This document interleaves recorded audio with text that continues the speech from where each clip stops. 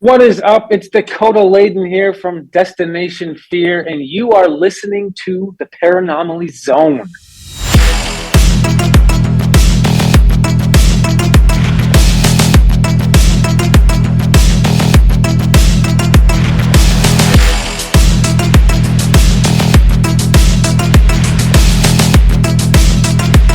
A ghostly apparition in the dark of night.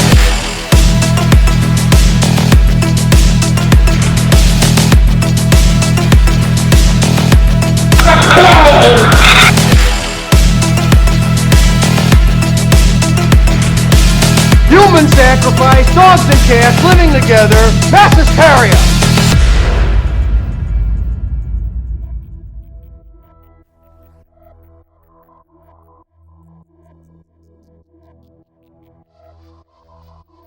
Hey there, paranormal ponderers and friends of the Paranormally Zone. It is that time. That's right, the time for your weekly dose of all things. Hey, you guessed it, paranormal, strange, and mysterious. My name is Patrick Hoffenberg, and I am joined, not as always, by my co-host with the ghosts, the paranormal poster boy himself, Mike Carbino. No, but I am joined by the very next best thing. That's right, Computer Mike.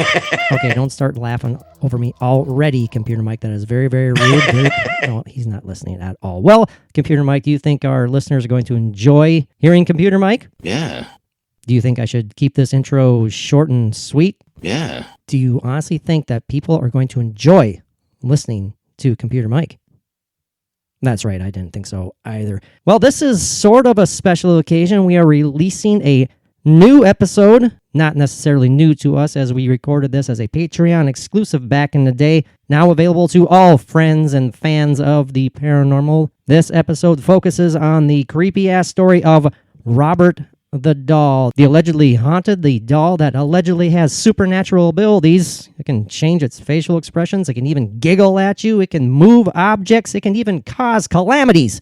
Either way, I don't know about you, but if you're staring at a creepy-ass looking, supposedly haunted doll and it starts giggling, well, I don't know what I will do. Well, as the kids say in the podcasting business, without any further ado, I think it's time to return to this creepy topic of Robert the doll. Mike, any final words on Robert the doll? Okay, besides being tickled in the belly and all you can do is laugh, apparently, what are your thoughts on Robert the doll? Fine. Thanks for tuning in, everybody. We will be back with a new episode this weekend. In the meantime, we hope you enjoy this retread paranormal exclusive on Robert the doll.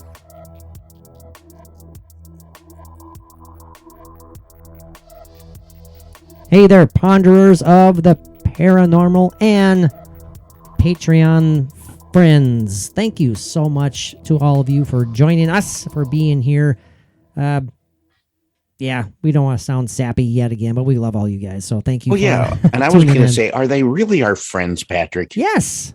Or are they family? Oh, well, you put it that way. Yeah. Well, Patreon family for certain. So, no, we appreciate you, all of you, so much. And again, let's get it right out of the way. If you can, help spread the word, try and nudge some of your buddies, some of your family members into giving the Paranormally Zone a shot on Patreon. I think they will enjoy it. If they enjoy the podcast, or if you know people who enjoy the podcast, they're going to enjoy this too, because we're a little bit more, even more laid back and a little more ridiculous on Patreon here, if that's possible. Yeah, that's true. But what Patrick is actually saying is, oh God, come on, Mike, come on. If you feel anything for us, nudge it up from $1 to $5. Come on now. Come on. See, no, I'm kidding. Making me sound like that's all I care about, Mike. And well, that is it's not nice, but true. Even if it was 50 cents, it would be nice. Well, I get it. Of course I do. The fact that we're even getting, very little as it is, but that everyone starts at the bottom essentially, but I do know, and I hope I'm not overstepping my bounds. I do know that our patrons enjoy the content that we are providing, and so we will continue to do so. That being said, please give us suggestions as to what you would like to hear or see, because we're more We are more than willing to do that. We're not going to do like naked mud wrestling or anything like that. So don't go down Speak that. for yourself, Patrick. Well, okay. You want to do naked mud wrestling? Count me out. You can go do it by yourself. Some Jello, maybe. Oh, Jello. Okay. Well, we shall see. Depends on how many people request that. So. Yeah, and I'm sure there'll be none. Yep. And everyone's tuned out already. So, thank you very much, everybody. We'll see you next time. No, I'm kidding, of course. Yeah. Because I could wear a heck of a costume for something like that. Well, you could wear what you're wearing when you had that ghostly experience you talked about earlier tonight. Your damn undies and your white tank top and whatever the hell else you had. Well, it was a cut-off white tank top with the words "Love Me" on it. Good God. And it was cut off right at the midpoint between my man boobs and my extended belly. There, I said it again. Yeah. Now, do you have an innie or an outie, Mike? Because that adds to the image. It's innie, and with my extended belly, it's like an 8-inch innie. And that's quite an exaggeration. Yeah. He's actually lost his spirit box in his innie before, so that's where I keep it. Oh, that's where you keep it. Oh, didn't you notice that when we were at the that cemetery out that's on right. the trail, the Burgess Trail? Mysteriously pull it out of nowhere. Yeah, it's like, I didn't have it, and then all of a sudden I did, and you didn't notice where I took it from. I did not. God darn it. Well, from whence it came. From whence it came, and from whence it shall go away. Didn't you see me brushing it off after I? Hey, Patrick, the spirit box a little linty. A little belly button lint here. Okay, well, I think I found my car keys in there too. Oh, dang, that's where that was. Isn't that that pen that I lost about a week ago? Hey, oh my God, there's that Dave Grohl signed drumstick. Sideways. I don't know how the hell it got in there sideways. Anyway. There's the Hoover that I all right. See, the extended wand. I already lost my train of thought. I had a good question I was just going to ask you, and I totally lost it. I blew that out of the water. That's no joke. This is, however, by the way, a Patreon episode. So. It is. So, hey, yeah, we're trying to give them their money's worth, right, Mike? Right. So, yes. What the hell was I going to say? I don't know. There's a candle coming out now, and it's still lit. Anyway, it's pretty damn moist in your belly button. I'm done. Oh, that's what I was going to say. That is an old Kids in the Hall sketch reference, though. When I pulled out, hey, my car keys. I don't know if you remember that sketch when it was familiar. It was the kind of the hillbilly beer drinkers sitting in the bar, and they had their giant guts, their huge bellies. And their shirts couldn't pull their t-shirts over their belly and stuff. And it was Bruce McCullough and Mark McKinney, and they were comparing their guts, and they're sitting their bellies, and they're shaking their bellies back and forth, and they're trying to perform tricks with their perfect bellies and stuff like that. And Mark McKinney found his car keys down in his navel. So well, that kind of reminds me of the episode with when the chicken lady was going back to her old neighborhood where she grew up, and she went into that one house, reminiscing about the conception of the chicken lady. That's right. Yep. No. Yeah. Disturbing. Talk about disturbing. Yes. No, want to share a taxi? Hey, by the way, I'm looking forward to their 8 new episodes. So that absolutely. I mean, they've been done filming them for quite some time now, so it's just a matter of time before it gets out. And what were they going to be showing on? Oh, why'd you have to ask me that? I want to say it's Amazon. I want to say it's Amazon Prime. I could be wrong. Well, we can easily find out. Yeah, of course. Well, Mike, we do have some cool stuff lined up for this Patreon episode. We were going to do our kind of the gloves are off type thing with our. We're going to settle it once for all, the war to settle the score between Mike and I, and discussing our good-natured banter between the Beatles, but that was a last-minute change. I didn't really... And I didn't why want to was beat there a dead a last-minute horse. change? I just didn't feel right about it. I didn't want to... I mean, I was thinking about it overnight. and I don't know. I thought that we've spoken about it so often that it wouldn't be intriguing to people who are Yeah, giving but a us. gloves off event would be Wow. totally different. I was thinking the reason that you switched. Maybe we can do that if our patrons want to hear that. I'm more than willing to do it. Yes, unless, and this is why I thought you nixed it, Mm-hmm. was because of the response that Lee Patrick Marshall That's right. said on Twitter. Yeah. Awesome Patreon, awesome patrons. Oh yeah, great listener. Patrick Lee Marshall. Yeah, he did. He gave me some good-natured ribbing on there. He's like, dude, we get it. Yeah. No, that wasn't it at all. It was kind of ironic, or not ironic, kind of coincidental that he said that, because I just wasn't feeling good about it, and that was kind of what maybe it kind of pushed me over the edge. Is like, yeah, we're not going to do it. So, okay. But you know what? If they want to, I'm more than willing. If they want to listen, I'm more than willing. So I'm up for it, because I'm loaded. I know you are. I'm loaded for bear on this. I know you are, my friend. But this episode, we're going to do some more creepy paranormal stuff. So that's kind of what we do here on the Paranormally Zone.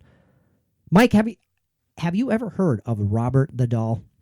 I have. Yeah, I figured he's a funky, freaky looking thing too. I figured you'd had. So have I. Quite the story behind this little guy.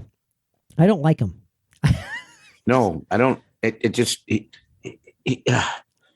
And Mike, not just one thing I have to say, I'm sorry, Mike. One thing we have to make clear: you don't like dolls. Well, there are certain dolls that I do not like. The ones that really strike me wrong is the old antique Victorian ones that have the real looking teeth. And which, and the reason that came about was, okay, if there's any of our listeners, which I'm sure there are, there's got to be some fans of Night Gallery, Rod Serling's Night Gallery. That series came out after the Twilight Zone. This was, like a 70s thing. And there was an episode that was called The Doll. And this doll, it looked normal until it was going to kill you. Okay. And that had a profound effect on you. I saw it when I was pretty young, and it traumatized the hell out of me. Okay, I got you. But yes. And to make matters, to be perfectly clear, I should say, you for certain believe in the idea of objects being haunted. Absolutely. I'm doing air quotes, haunted, being possessed. Right. At least an energy that's connected to them. Yeah, absolutely. Okay, so that's interesting. So you believe definitely there could be, like you said, an energy connection, a spiritual connection to these objects. But as far as it being absolutely overtaken by a spirit itself to the point of it being manipulated, being moved around, being able to walk, being able to move objects, being able to attack people, you're not necessarily certain on that one? Not certain on that one. That's pushing it just a wee bit. Okay. For me, yeah. But you're open to it. I'll be open to it, sure. Okay, and you are familiar with Robert the Doll, the story of Robert the Doll? Yeah, actually, I need to be honest with you. The first time that I had heard of Robert the Doll was today. No, it was actually Okay. I love watching Ozzy Osbourne and his son Jack on their world travels that they do. Right. Yep. And they picked up a replica of Robert the Doll, and Ozzy Osbourne was just totally freaked out by the story of this. And there's many episodes where Robert the Doll is on an episode, and Ozzy Osbourne in his Ozzy Osbourne way always talks about how he does not like Robert the doll, and he tries to get rid of him. He tries to bury him. He tries to burn him. He tries to blow him up. And but Lord. Jack, he always manages to get Robert the doll back into the camper. And as they're going down the road, and Ozzy is all happy thinking he got rid of Robert the doll, and here Jack brings it out, and it's still there. And just to be clear, these are like copies of Right, Robert exactly. the doll. The actual real Robert the doll, which there is a real one, very There authentic, very old, very antique, with a great story behind it. Is it in a museum? It's in a glass case. I know that. Yeah. Yeah, we're gonna dive into that. I can't remember right now off the top of my head. Yeah. One thing I want to ask you real quick, Mike, about the Ozzy Osbourne and Jack Osbourne show. I forgot what it's called. I know exactly what you were talking about, but I forgot its name. Its title. Something about world travels, or I. Yeah,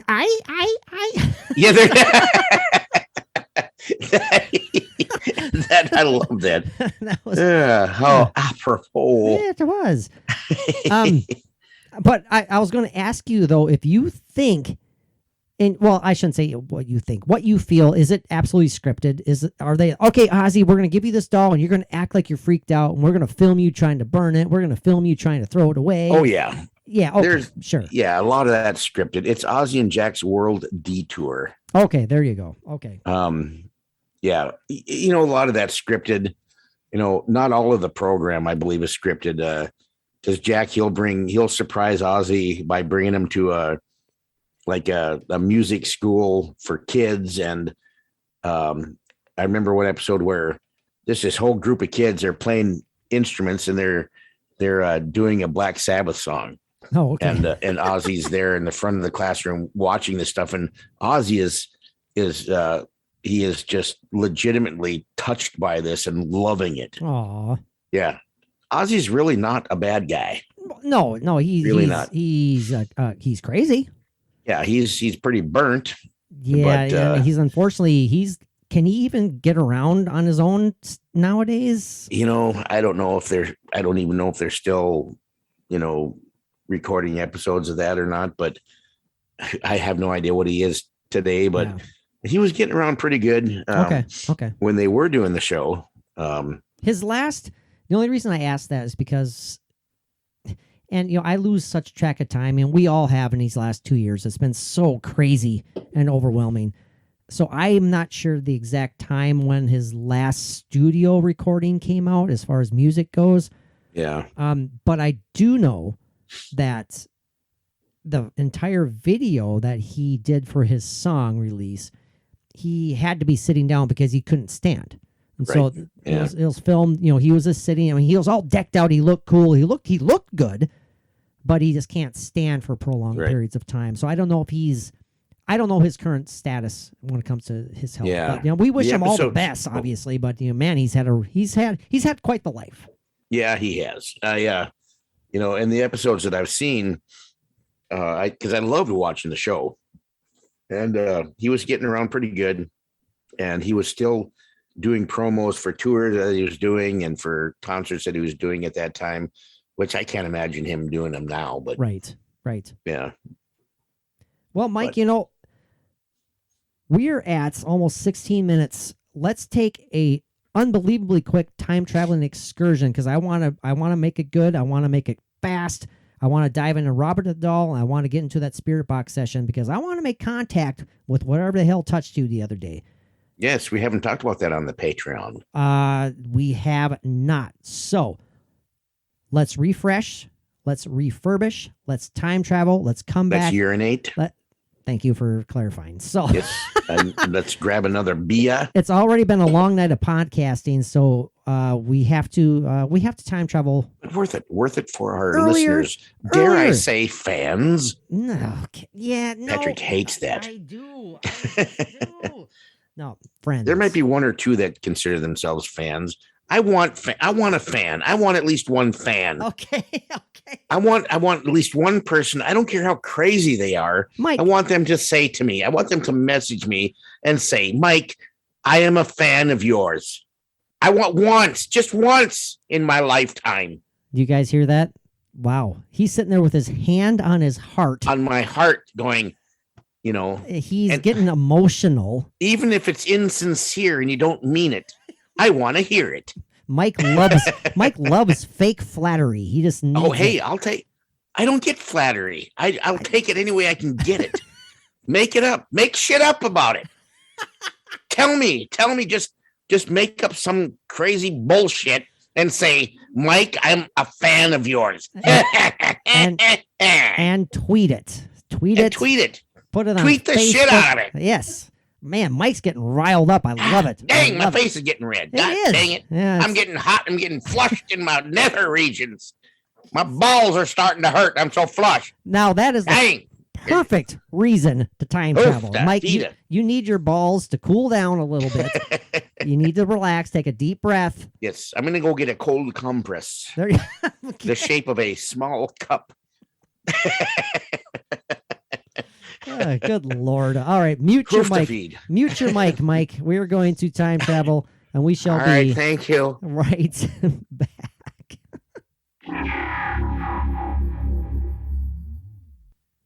All right, here we go, Mike. Time for some discussion on the creepy doll known as Robert. Yeah, it is creepy. I mean, I don't know if it's just because of the age and the antiquity of it, and I'm not, I hate to say this to where it's like being negative towards, this type of a thing, but it looks like a burn victim. Oh my gosh, it does. It does. But it's got this nice, clean, crisp, white sailor's cap on. Right. It's like, I don't know. It's just odd. And it also has like its own stuffed animal sitting in its lap or wherever the hell you want to call it. It's just. Yeah, it's weird. It's not. It's creepy looking. It looks malformed facial wise almost. I mean, it's like it's been ripped apart and sewn back together, and it looks off. Yeah, it's like a small stuffed dog in its lap. Yeah. And it's not a small doll either. I see a picture here, but next to a grown man, the grown man is kneeling, and the doll is as tall as he is, kneeling.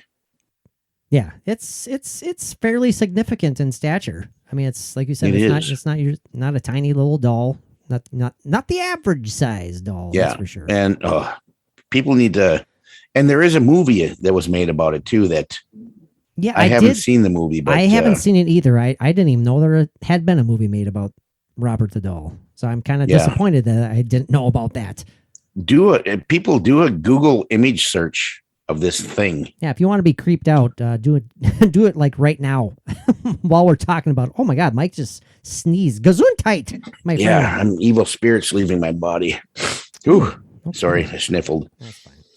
Yeah, it'd probably be fun to watch the movie. I don't know, but the story of Robert the doll goes back to the early 1900s.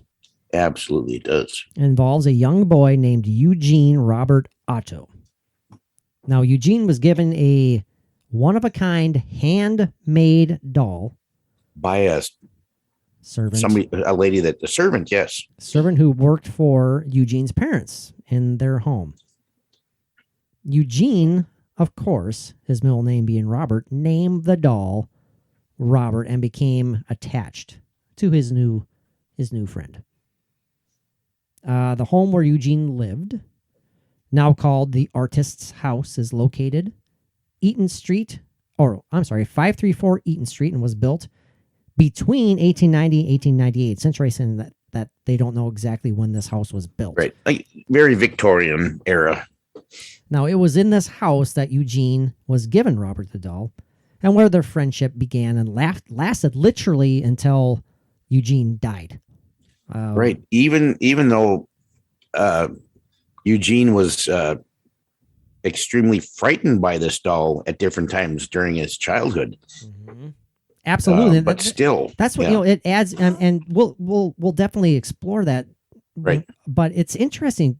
thank you for pointing that out, Mike, because he had beyond terrifying experiences with this doll, but yet he was so attached to it. Right. He wanted to save this thing. He needed to keep this doll in his life, and he did until the day he died. Now, their friendship lasted not only through their lifetime, but seemingly beyond his lifetime. Now, it might look and seem like an ordinary cloth doll. Well, a creepy ass looking. It doesn't look like that doll. at all.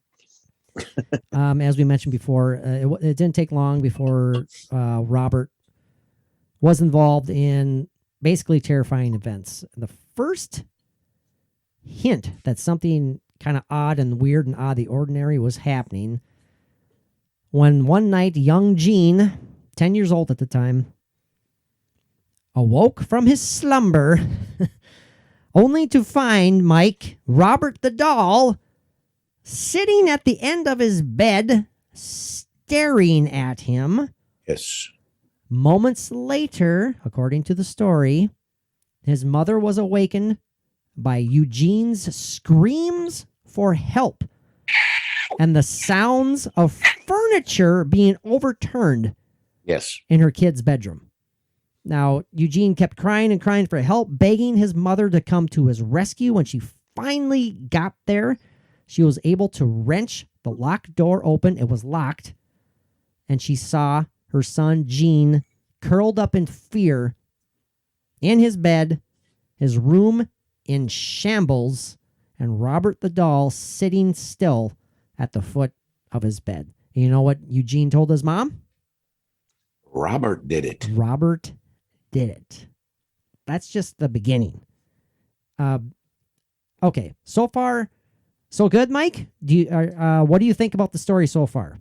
Oh, I'm intrigued. You're intrigued. Okay. Yes. And again, I know you were vaguely familiar with Robert the doll, but as was I. I don't know. I don't like continuing stories like this because sometimes they kind of give me the heebie-jeebies. But as Mike said, Robert did it were the only words that Gene could get out. And he continued to use this phrase throughout his life, throughout his childhood, until the day he died, whenever anything destructive would happen around him or in his house. He simply would say, Robert did it. Which is interesting because, I'm sure there are a lot of children that are mischievous, do things that would definitely get them into trouble, but they want a scapegoat. They have a scapegoat that they use their doll for. They could very well be doing it and to not, or in their mind, keep from getting into trouble. They blame it on something else. And the only thing that they have right there that they feel they can blame it on is that Robert did it. But I'm sure that does happen. But with Eugene's case, when his mother comes in and he blames this on Robert, he is traumatized. He is frightened. He is curled up in basically a fetal position. So, it's like it goes beyond him just blaming whatever that he might have done on this doll. Yeah, because he's legitimately traumatized, like you said. Traumatized, absolutely. So either he had an out-of-body experience, he did something, maybe he had some sort of fit and he wasn't aware of it. Right. And maybe he came to consciousness and he saw his room like this and the doll was still sitting there looking at him. So naturally he would blame the doll because that's the only thing that seemed rational to him. Another thing that pops into my mind, Mike, is a similarity between this and poltergeist stories. Poltergeist cases. The one that popped in my brain was the Enfield poltergeist. Heavily revolving around young adolescent, pre-adolescent kids. And that's usually, according to the experts, Mike, where poltergeist activity is summoned, I suppose, is a word we can use. It's essentially created by the youngsters. Comes to life. If it's still paranormal in nature or if they're totally doing it on their own, that's a mystery in itself. Even if it is events that are caused by children coming to puberty or whatever, if that causes things to happen like a ghost, well, we can't blame it on a ghost. It's because this person or this child is going through puberty, and so it's not a ghost. But I don't care. That's still weird. That's still weird. Thank you for saying that. That's still paranormal to me. Yes. That's the power of the mind. That something wacky, crazy, powerful is going on there. So either way, it's messed up, and there's something weird, and still, either way, it's paranormal. It's not normal. It's not normal. Yes. So anyway, know, man. I don't know. Now, how did Gene know that Robert did it? Well, nobody knows for sure, and nobody knows how Robert could actually, wreak physical havoc on this kid's bedroom or do anything after all. I mean, it's an inanimate object, for God's sake, right. Supposedly inanimate. I'm sorry, what were you going to say, Mike? Was Eugene not able to, as he became an adult, able to explain these things? Well, we're going to get to that. When he realized and when he was old enough to understand what was going on, why wasn't he able to articulate at that time? As a young child, I can understand he can't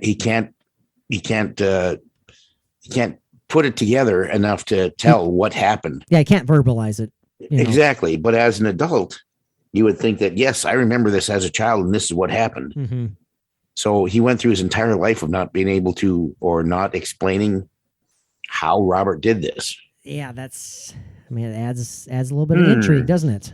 Adds a little bit. It adds a question. This part is creepy to me because Gene's parents claim that they would often hear Gene upstairs in his room talking to the doll. Mm-hmm. And then the creepy part is getting a response from what I don't know if they assumed it was the doll, but they would hear a response in a totally different voice. Exactly. That's very true. Now, again, a kid with an imaginary friend, why not? I mean, who the hell knows? I unfortunately never had an imaginary friend.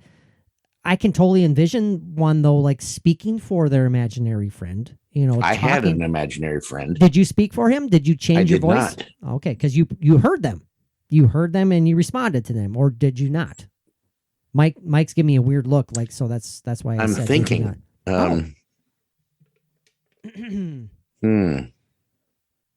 But you did have one, because I know I we did talked have about one, that. and in my mind, I remember, and I was very, very young, very young. I remember as an adult now, I'm remembering back then that I would say, I remember being in like my room or in a room by myself, and Tom was his name. Tom. He did have a name. I don't know where that came from, but I can remember like this Tom being there. Do you know what Tom looked like? Did you see him when you were a kid?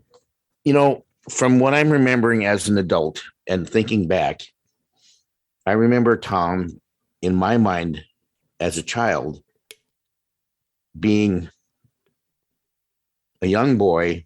I can picture the clothes that he had on, but not able to describe if it was what period it was from, really, or if it was just something that was just normal to me at the time, which I think it was. The hair, typical of the time, but for some reason, right now when I'm thinking about it, he was older than I was. Okay. And quite a bit older, or just like another? No, still a child. Still a child, but older than me by, if you were to see Tom and me together, you would definitely be able to notice that he was older than me. Mike, you know what? I just had a startling remembrance because I'm exaggerating when I say startling. We talked about this on an episode of the Alternate Route podcast because we had an episode dedicated solely to imaginary friends. Right. We did. And we talked about this, and it just popped back into my memory where I floated the idea to you that your imaginary friend was a future version of you. That's right. Talking to you, visiting you for whatever reason. You remember that? I do remember that. I wish I could remember all the deep dives that we did into that, but I'm thankful I remembered that idea because when you said the hair similar for the, typical for the times, a couple years older than you, and when you're describing it, I immediately thought of, well, you're kind of describing. I'm not talking about tonight. I'm talking about the last episode. Right. Or the imaginary friend episode. It's like, man, it sounds like you're describing yourself, kind of. You know, so it's like older version of Mike coming back to check on you, maybe. I don't know. That's very interesting. But I remember, I mean, my mom and dad, they knew about this imaginary, in quotes, air quotes, whatever, that I had at the time. And I guess I didn't talk about him. I mean, I did talk about him at times enough to where my mom and dad knew about him. I don't remember talking to them. I don't remember what I said to them, but I do remember one time my dad asked me, well, whatever happened to Tom? Because I guess I hadn't said anything about him for a while. And just right off the top of my head, no thought put into it. I told my dad that he died. That's right. I remember that now. And that was the end of Tom. Oh my God. Okay. So, and I never, I guess from what I remember after that, I never had any experiences with Tom again. I don't know why that gave me the creeps, but it did, Mike. So thanks. So yeah, creeps in a good way. Yeah. Now going back to Robert the doll, though, but Eugene's parents also talked about not only hearing their son talking to the doll and hearing the doll, I'm doing air quotes, the doll responding in a totally different voice, essentially. They also reported seeing the doll speak, Mike, and witnessing the doll's expression change. Yeah. They also reported hearing giggling, and sightings of Robert running up the steps or staring out of the upstairs window. Really? Creepy. Yes. Now, that's right. That and that actually happened after, or was it when Eugene was an adult? He put Robert in the attic. Both and stored him away. Yes, that happened both times. This happened when he was a young kid. The doll was reported looking out the window, and later on in life, Mike, when he kept thinking he was locking the doll in the attic, people outside kept claiming that there's something up in your your bedroom window up there that's looking out and it's creeping us out. And well, it can't be that. And that doll will be sitting up there in the room when he went there. Sitting in the rocking chair by the window. Good Lord Almighty. Yes. So Robert continued to live with Gene throughout his lifetime. And after Gene's parents died, he moved back into their... Robert not paying his part of the rent. He is... I know. It's like, not come on, picking man. up his laundry. Come on, fork it over, buddy. Make do. Leaving dirty underwear on the bathroom floor. Come on, we don't need your poltergeist poop hanging around here in your undies. Get it out of here. So after Gene's parents died, he actually moved back into their home with his wife. With his wife, yes. And Gene decided... And his wife did not like Robert. Well, think about this, though. When they moved in, her new husband insisted that this doll needed a room of its own. Now, come on. You're a newlywed. You're married to this guy. He's clinging to this doll. He refuses to get rid of this doll. And he said, you know what? This doll deserves its own room. If I was that lady, I would have probably left. I'm sorry. Yeah. Yeah, that's like the beginning, the very, very beginnings of like a Texas Chainsaw Massacre. No, think about it. Think about it, Mike. If okay, you're with your lovely new love of your life, Mary, and if Mary refused to not.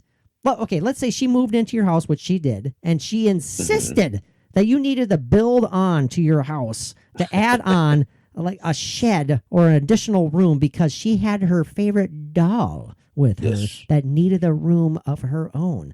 Would she be living there right now? Uh-oh. Well, He's being careful because she's awake and she's sitting right there. there would be some discussion about this. Okay, there'd be discussion. Yeah. Okay, And there's plenty of room in the basement. there you go. And there's an attic. Well, of course, his wife Anne felt super uneasy with this doll, this Robert doll in the house, and but she couldn't ever really figure out why it bothered her. Well, besides the fact that your husband was clinging to this doll, I think that's probably why, there, lady. Yes. Gal, lovely person you are. Anyways, she told Jean to lock the doll up in the attic where they hoped it would stay. And thankfully, Eugene did comply. He did comply, and that's where all this other crazy stuff happened. Because essentially, Robert the doll was not very happy being locked in the attic. Visitors to the house would soon talk about hearing footsteps in the attic. No heat in the wintertime, no air conditioning in the summer. I would be pissed too. Right. Yes. Very good. Very. And of course, the same evil sounding, giggling, pacing back and forth in the attic. And here's where it comes again, Mike. You said neighborhood kids reported seeing Robert watching from the window in the upstairs bedroom. Right. Told accounts of the doll actually mocking them as they walked to school. So how would a doll with no fingers mock somebody? Yeah, weird. I mean, it's like, you know what it is. I know what it is. I'm thinking I got the whole story figured out. I'm thinking of giving the finger like this, but yeah, I just thought you were flipping me off. No, I wasn't. I'd never do that. I akin this whole story. What? I've never used that word before. Akin to this? There you go. Okay, so there's this great relationship between Robert and Eugene. Okay. Just, Eugene grew up with Robert in his life. And there was a lady that came along and came into the life of Eugene. And Robert was not Wait a minute. happy about that. Are you saying the doll got jealous? Well, and what I think of is that how can I put this? Eugene the doll Robert the doll and Eugene. The doll, yeah. They're. It's like it to me. It sounds like a parallel to Norman Bates and his mother. Oh my goodness. It's actually, Eugene is Robert the doll. And then, at the end of this whole thing, Martin Balsam, he gets killed on the stairs. And then they go down into the basement and they turn around the rocking chair and there's Eugene all shriveled up like a mummy. That's interesting. That's really interesting. I'm using the parallel of I like that though. Of Psycho, but so what if Eugene is putting his own mind into the doll, into this Robert the doll?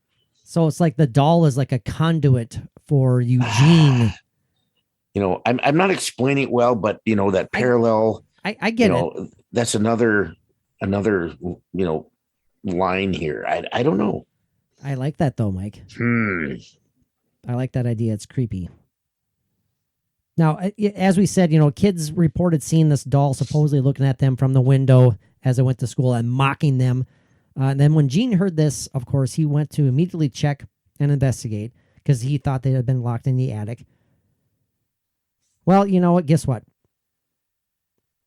The damn doll was just sitting there in the bedroom, not locked away in the attic, in the rocking chair, like you said, Mike. Yeah, and then peering out off the in window. My off God. in the background, you see the shadow of Eugene up in this window, and you hear mother blood. Sorry. Yeah, Mike. That's the Psycho reference again. Yeah. I'm sorry. Got it. But Now, in this case, it would have been Robert blood. And his wife is dead. All you see is the eyeball in the camera and with the water swirling down the drain. Well, anyway, I'm done. I'm done with that reference. No, that's fine. As long as you don't walk in on Robert the doll in the toilet and all you hear is Mike. Sorry. Sorry, come on. Or the door is locked and there you go. And you're pounding on the door and all of a sudden you hear Robert going, I swear to God, I'm just going to the bathroom. Right, exactly. Why has the water been running for half an hour? What's that panting sound? And then if you want to go really far and it's really bad, all of a sudden you have to ask, what's that smell? Oh, good Lord, that could be any number of things.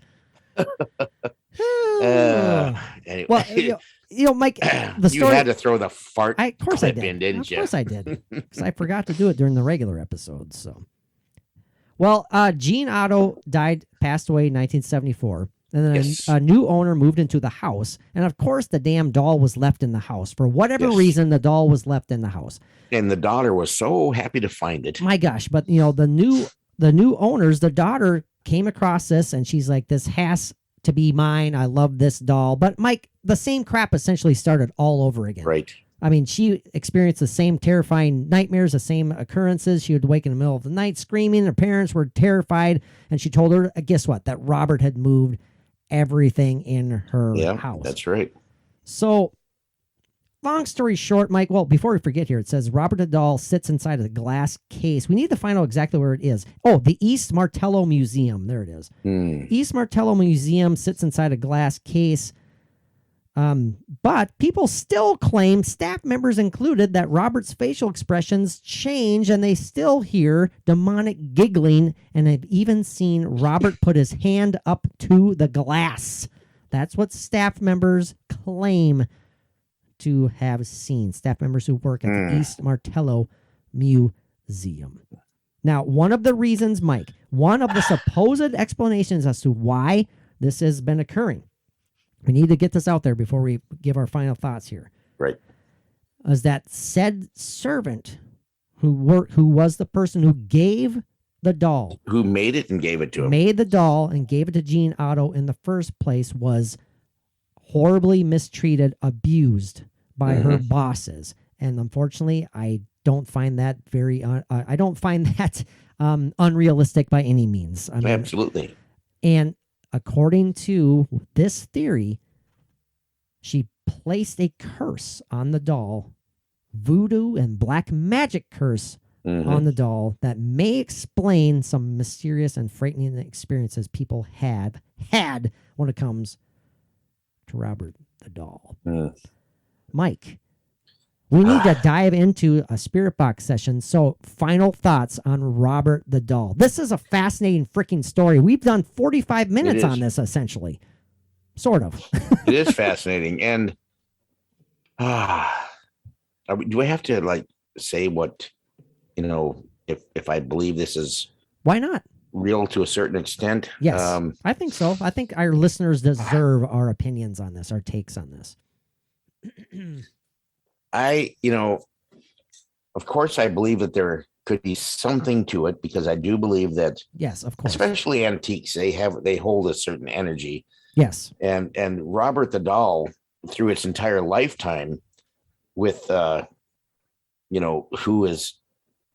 this doll was given to, put so much energy into it that there's got to be something there. I mean, there is some legitimacy to it.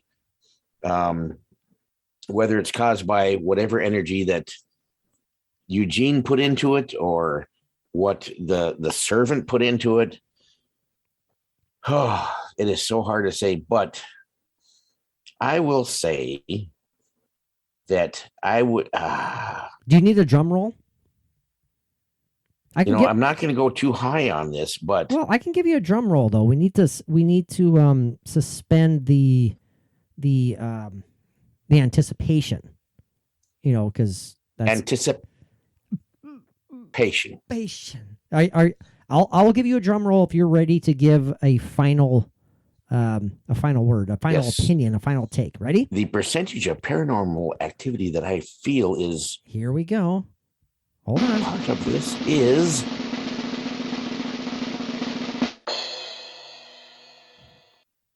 Okay. 35%. Oh, 35. Mike, I like it. Mike Uh, even did this in the Bell Witch episode, the one last take on the Bell Witch. Yeah, I want to change that. He's going to. It's too late now.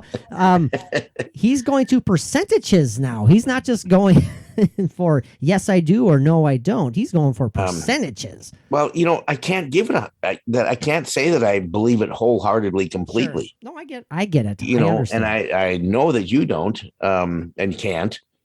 and I, It's a throw in and can't. So you're saying right now you give it 35% chance of it being legit. You're right. Okay. All right. But that doesn't mean that I want to spend the night with this piece of shit dog. I know, because it's creepy as because F. because I don't want the 35% to turn into 95%.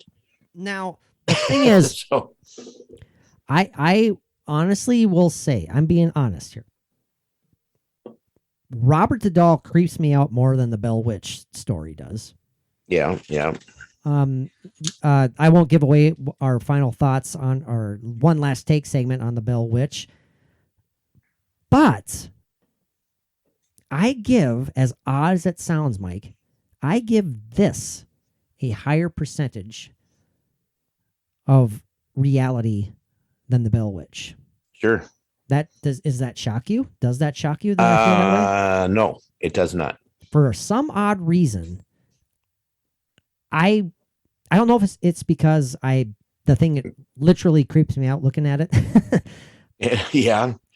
But I totally buy the idea of haunted objects. I 100% buy that. You and Zach Bagans. To the point of it, manipulating and trashing rooms and all that stuff. I don't know about that. Doing it on its own. I don't know about that. But when it comes to the energy created by, pre-adolescence and just all the craziness involved in that, poltergeist activity, what have you. I buy Robert the Doll more than I buy the Bell Witch. So I will probably go higher, Mike. I'm going to say I'm straight down the line 50-50 on Robert the Doll. Okay. So that's bizarre. As far, hey, I'm the skeptic one, and I'm more of a believer on this than you are. So that's a first. I like it. Yeah, that's good. Cool beans, man. It's a milestone. It's a milestone.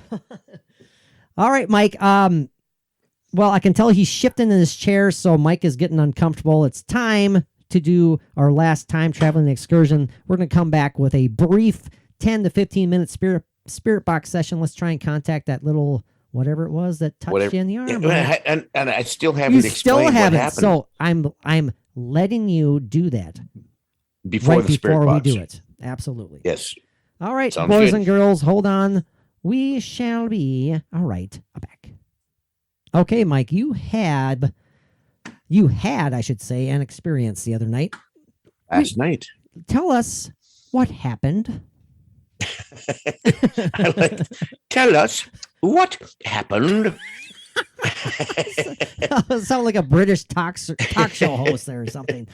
Can you recount what event Yes. happened in the middle of your evening Please. late last night? Please walk us through the events of the prior evening, my friend. Yes, I want to just understand what exactly.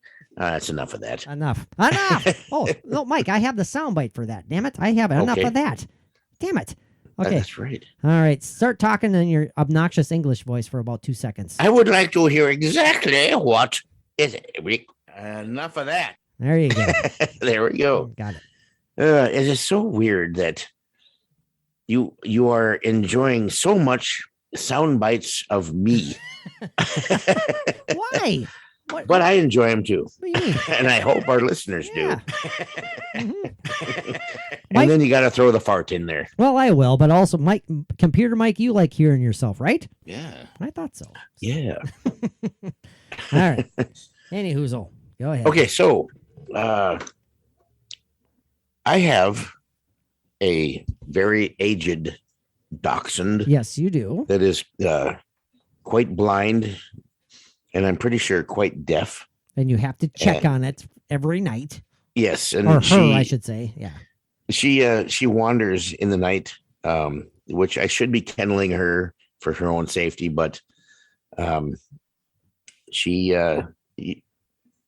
has her bed out here in the living room by the heater where she stays nice and warm and cozy. But at times when she either has to pee or poop, she will get up and do that somewhere in the house, because we don't even let her outside anymore because she just cannot handle that. Yeah. She's on her last legs. She is declining, and I'm at that point where I need to make some decisions about what to do, Right. and Yeah.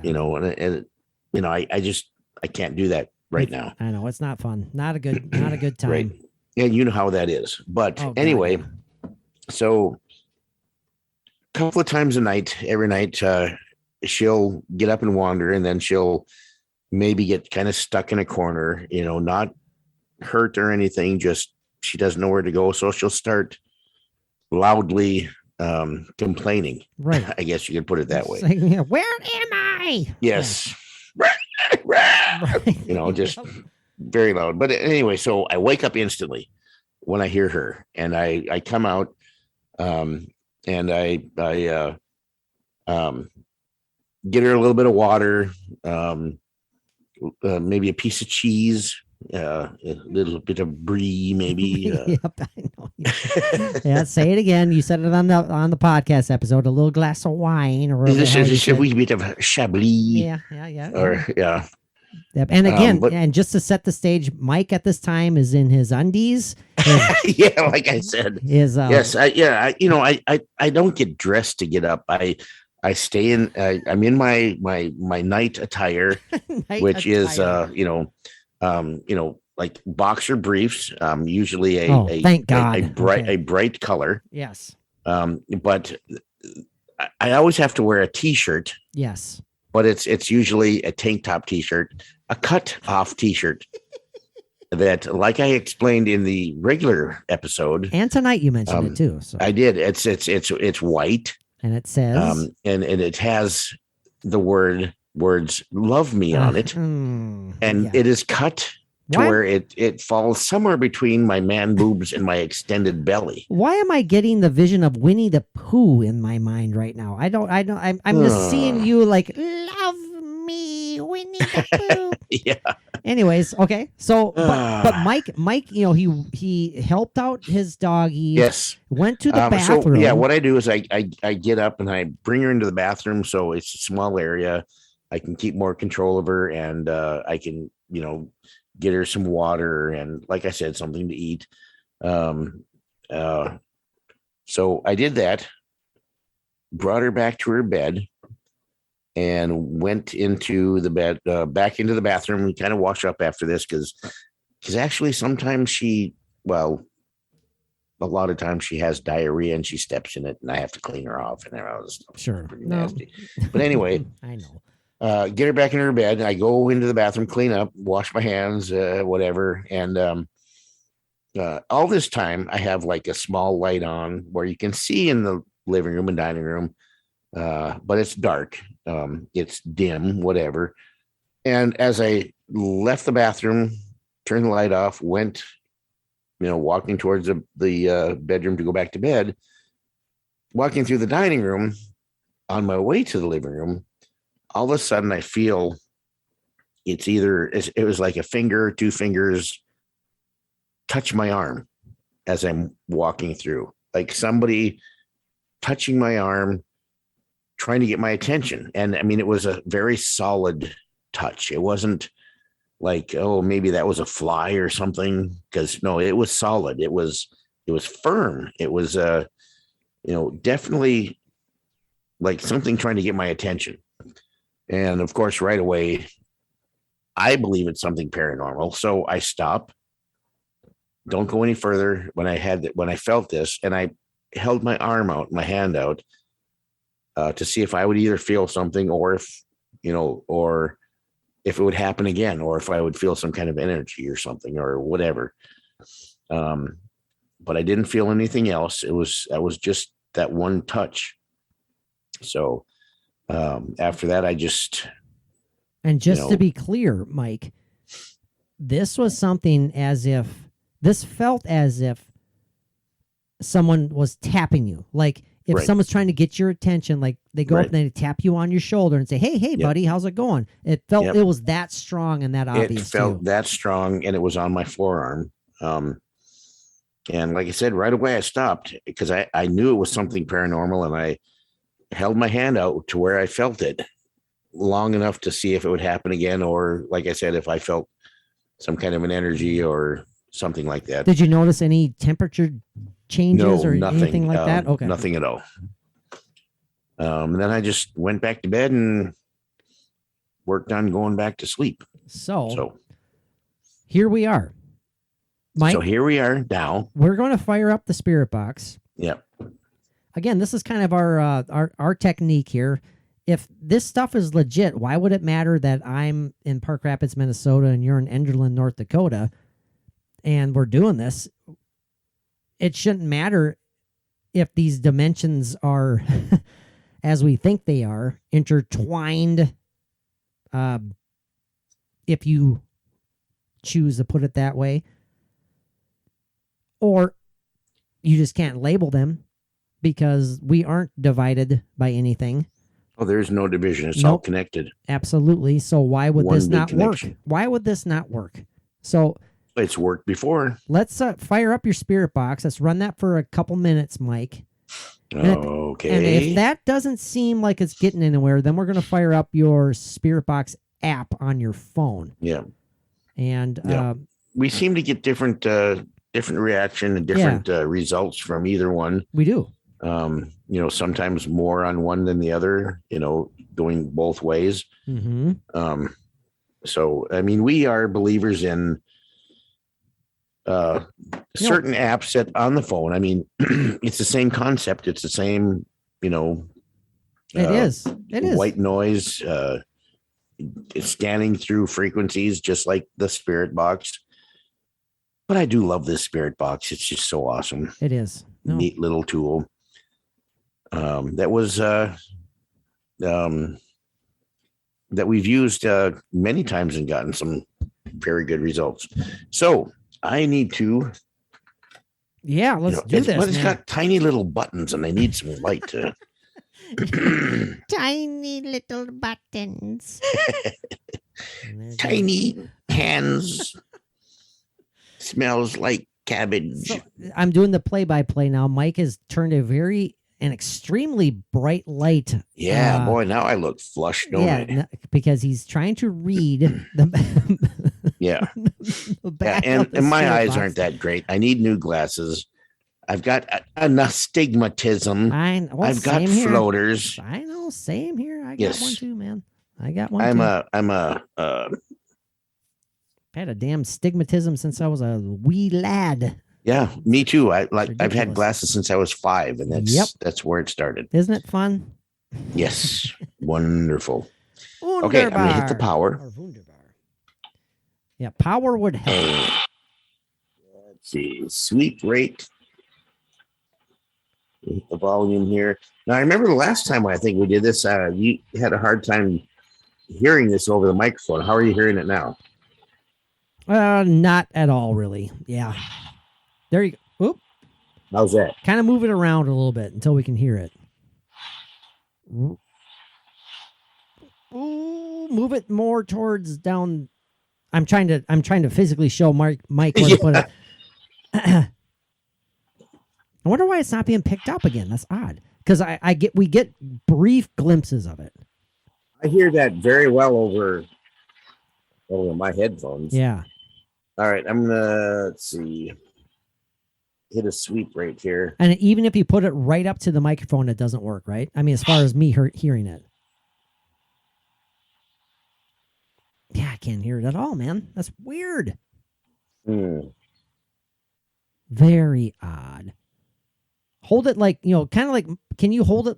Just experiment, Mike. Move it like 3 feet away from you and 3 feet this way and see if it just all around the microphone. Nothing. That's so weird. Oh, right there. I heard it. You can hear it now? You can hear it now? Or just for a moment? For a moment, I heard it pretty clear. All right. Well, I'm going to start the sweep here. Should we? Well, I can't hear it then, so let's just do your app. I'm sorry. I want to use your spirit box, but if we can't hear it, we can't use it. Yeah. But the Which spirit sucks. box is wonderful out in the field. No, it is. It is. And and anybody that wants to do any kind of ghost hunting and do some spirit box work, I highly suggest this. I totally recommend it. It's a PS87T spirit box. It's the same spirit box that you'll see on like Ghost Adventures. They use that one. On Ghost Adventures, they use the same thing. It's nice, compact, easily held in the hand.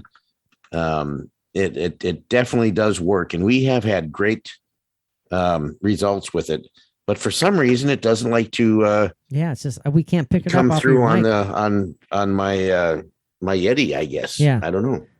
Yeah, it's like it's bouncing off of each other or something. Where it's just it's something to do with that. It's okay. Let's see here.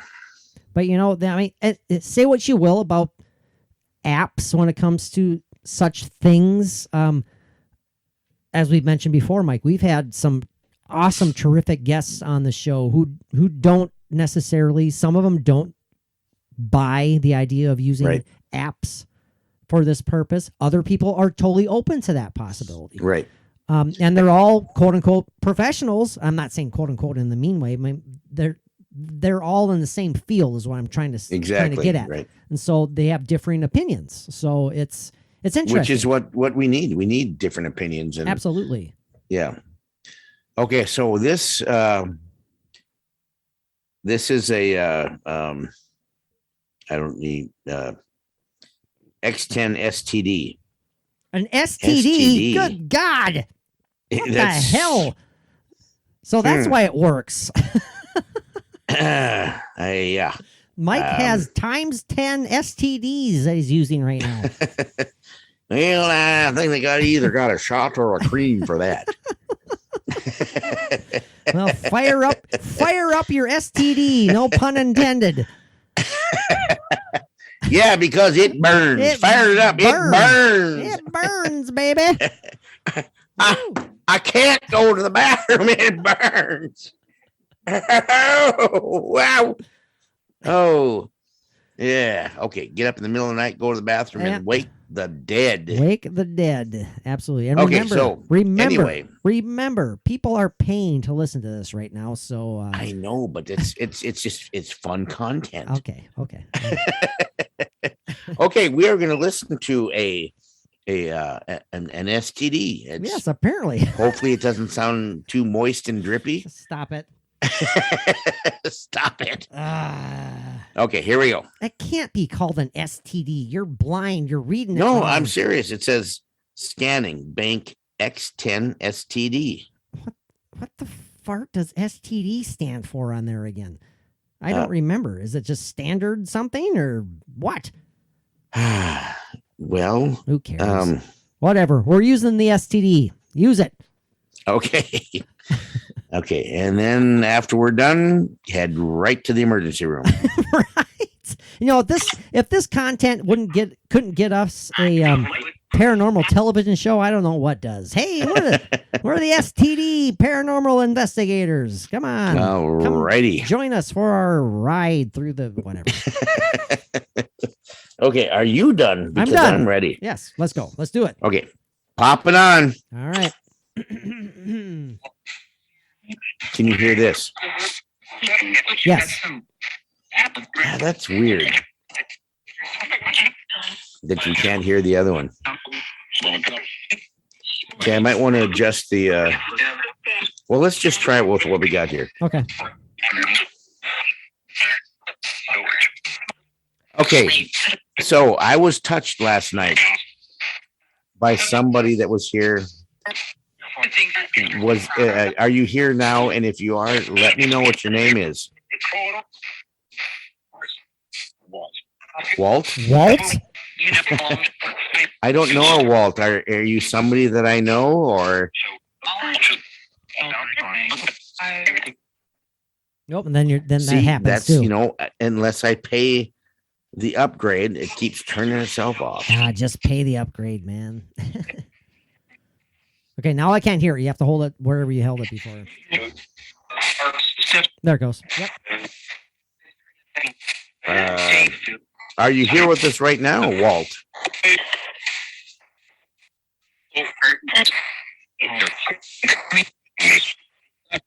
Yes. I heard, big deep yes. How many? Oh, that's going faster shutting off than what usually is. I'm going to change the speed a little bit here. Yeah, change the frequency a little bit. Yeah.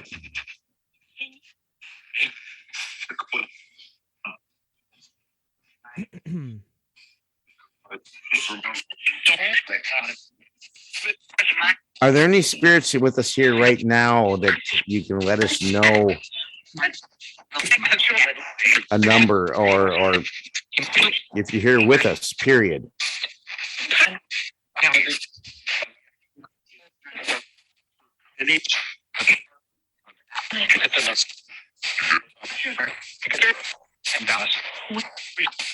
Is the spirit that touched me last night on the arm, are you here with us right now?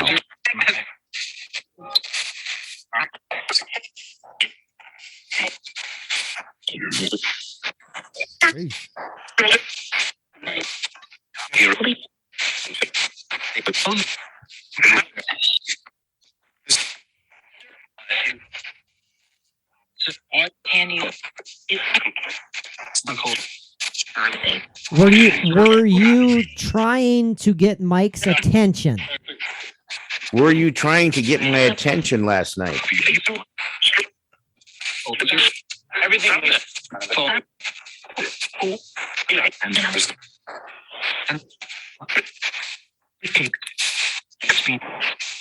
Are you somebody that I knew in your lifetime?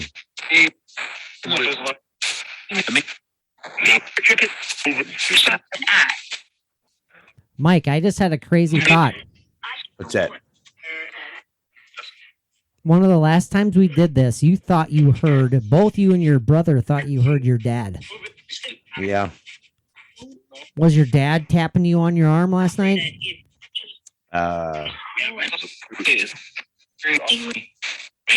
Was it my father, John, that tapped me on my arm last night?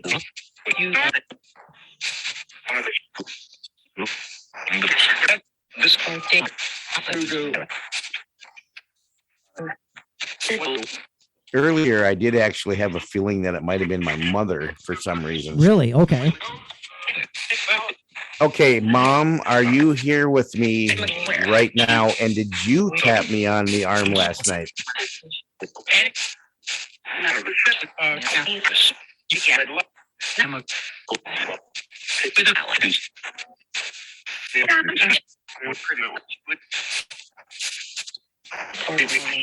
What was your mom's name again, Mike?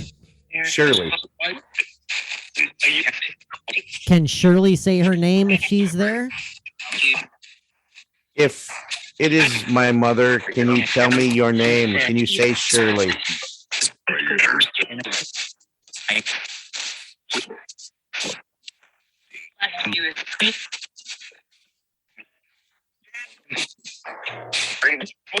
Can you say my name? Tell me what my name is.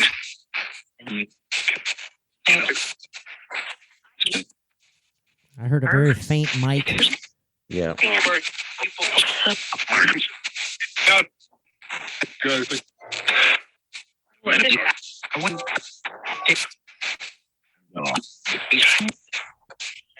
Is John or Mike there? Your mom or dad? Is John or Shirley here? Is my mother or father here at all?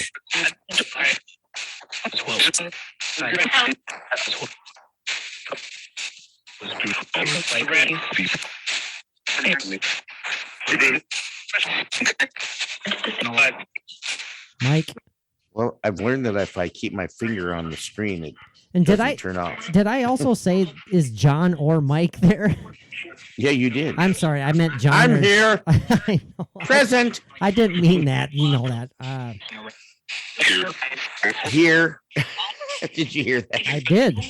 Who is it that's here? Tell me. Tell me your name. Stephen. Stephen. Do you want to talk to Stephen?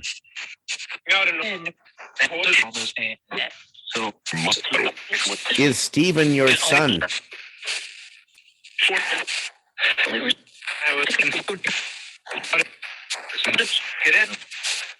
It is? I heard it is.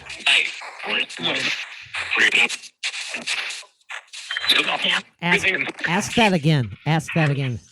Is Stephen your son? True. Stephen.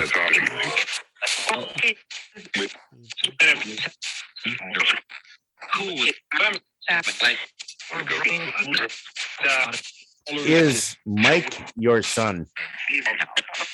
I heard Stephen again. Steve. So what? Okay, something's going on with Steve here. Yeah.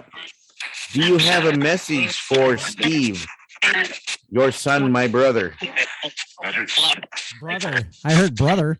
What? I thought I heard brother. Yeah. Holy crap, did you hear that one? No, what was it? That was an unbelievably deep Stephen. Oh, yeah, I did hear that. Am I imagining that?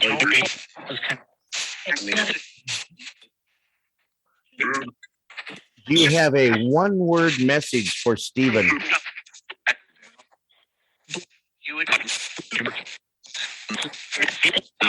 Stephen? I heard Stephen again. Mike?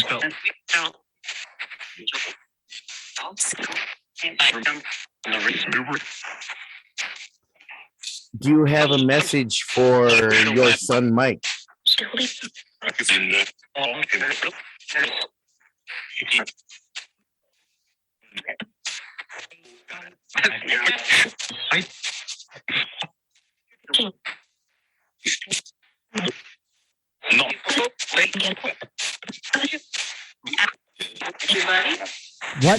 What do they want to tell Stephen? What message do you have for Stephen?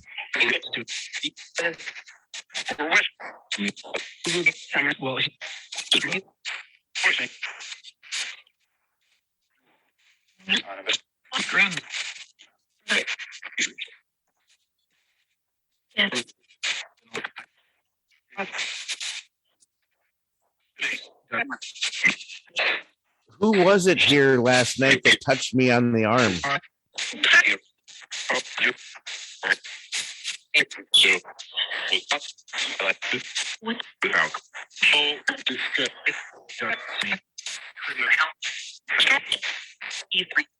Stephen. Creepers.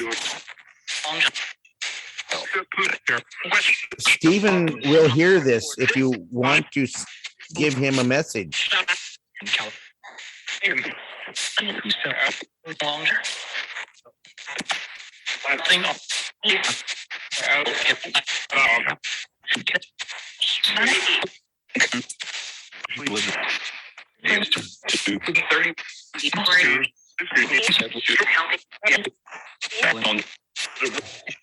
Have fun, I heard. Yep. Give us a one-word message for Stephen or Mike.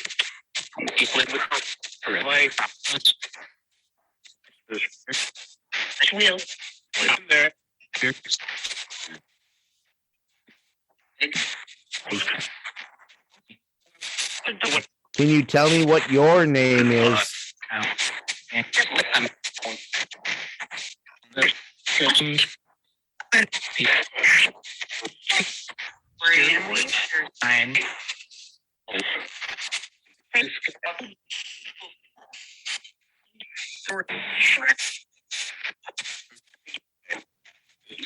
When we keep hearing Steven, are they referencing your brother, or is this a totally different Steven in your house?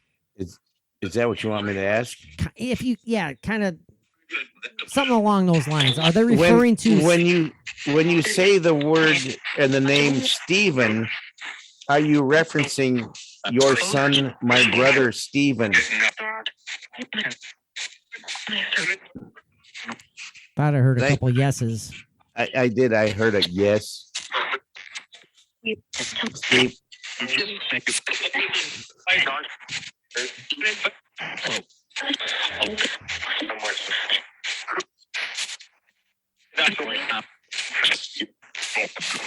Is there anyone else in the family that you would like to acknowledge?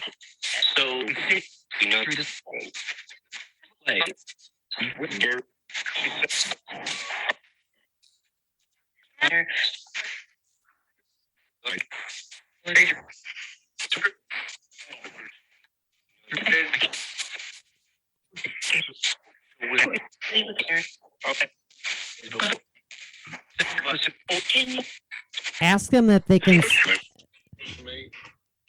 Well, say that you're going to be leaving, and if they could say your name. We're going to be leaving now. Can you say my name?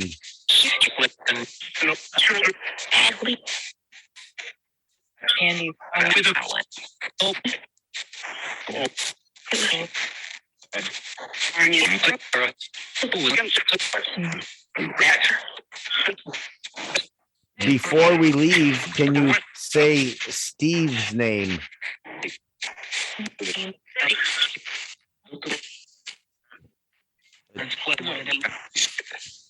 Is Stephen your son?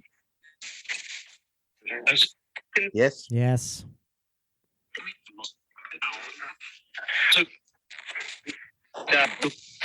Is Stephen okay? Do you feel that Stephen is doing okay and doing great?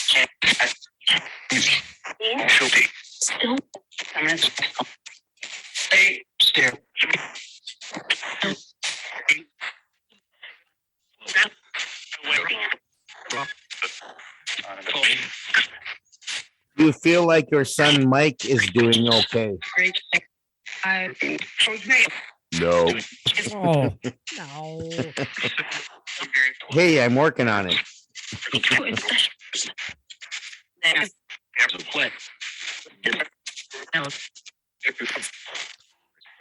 You have a message of love for Stephen.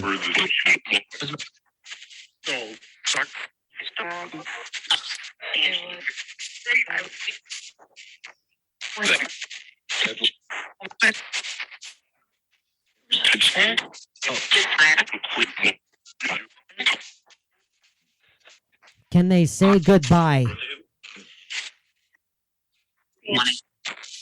We are going to be going now. Can you say goodbye?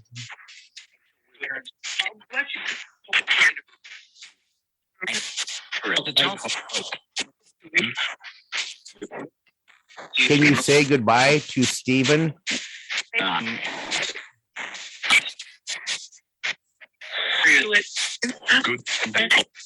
Good. I heard Something. good.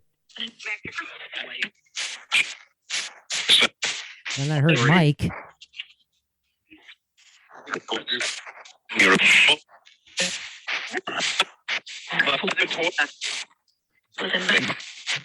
If you are my mother or my father, I want to say that I love you. Do you have a response to that?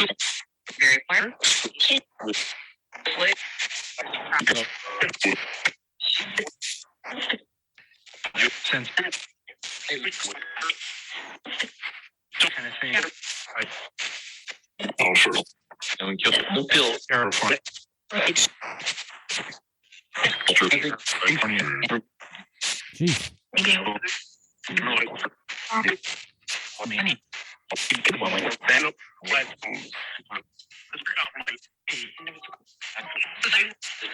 Try that one more time, Mike. Say I love you and goodbye. Okay, I'm going to tell you goodbye and I love you. Do you have a response to that?